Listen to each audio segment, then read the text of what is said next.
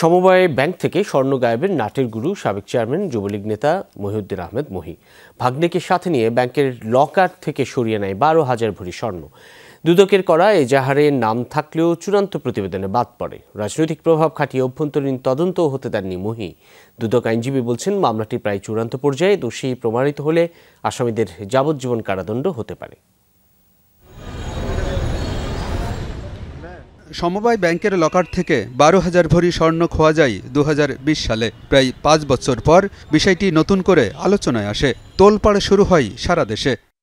অনুসন্ধানে জানা যায়, স্বর্ণ গায়েবের কুশীলব ব্যাংকটির সাবেক চেয়ারম্যান মহিউদ্দিন আহমেদ মহি। লকারের দায়িত্বে থাকা ক্যাশ অফিসার ভাগ্নে নূর মোহাম্মদকে সাথে নিয়ে মাত্র 4 মাসেই 100 কোটি টাকা মূল্যের 12,000 ভরি স্বর্ণ লকার থেকে সরিয়ে ফেলেন।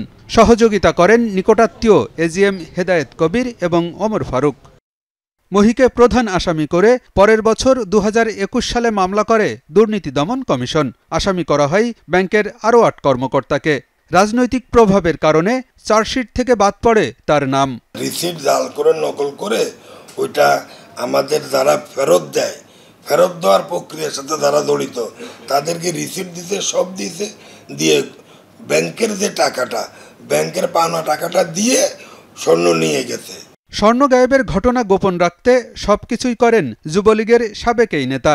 সমবায় অধিদপ্তর এবং মন্ত্রণালয় গঠিত তদন্ত কার্যক্রমকেও আটকে দেন তিনি। সমবায় অধিদপ্তর মিলে একটা তদন্ত কমিটি হয়েছিল, তখন আরও তার অন্যান্য নিয়ম নিয়ম তারপরে স্বর্ণের ব্যাপার আরও অনেক তখন উনি কোর্টে একটা করে মামলা করে এটাকে স্ট্যাটাস কো মানে স্থিতাবস্থা মানে তদন্ত করা যাবে না, স্থিতাবস্থা করে নিয়ে আসছে, আর এই জন্য তদন্ত করতে পারেনি। স্বর্ণ গায়েবের ঘটনা বিচারাধীন থাকায় মন্তব্য করতে রাজি নয় দুর্নীতি দমন কমিশন। তবে সংস্থাটির আইনজীবী জানান, মামলাটির শুনানি চলছে। দোষী প্রমাণিত হলে আসামিদের সর্বোচ্চ যাবজ্জীবন সাজা হতে পারে। তদন্তকারী কর্মকর্তা এখন সাক্ষ্য দিলে বা তার জেরা হলে মামলাটা শেষ হয়ে যাবে, এবং এই মামলায় যে সমস্ত সেকশন আছে এই সেকশনের আলোকে বিচার হইলে আমরা আশা করি সর্বোচ্চ সাজা অর্থাৎ যাবজ্জীবন পর্যন্ত বিজ্ঞ আদালত চাইলে সাজা দিতে পারেন। এবং এই মামলার 1 নম্বর আসামি মহিউদ্দিন মহি, সে এজাহারে তার নাম ছিল, কিন্তু তদন্তকারী কর্মকর্তা তদন্ত শেষে তার নাম এখানে ইনক্লুড করেনি।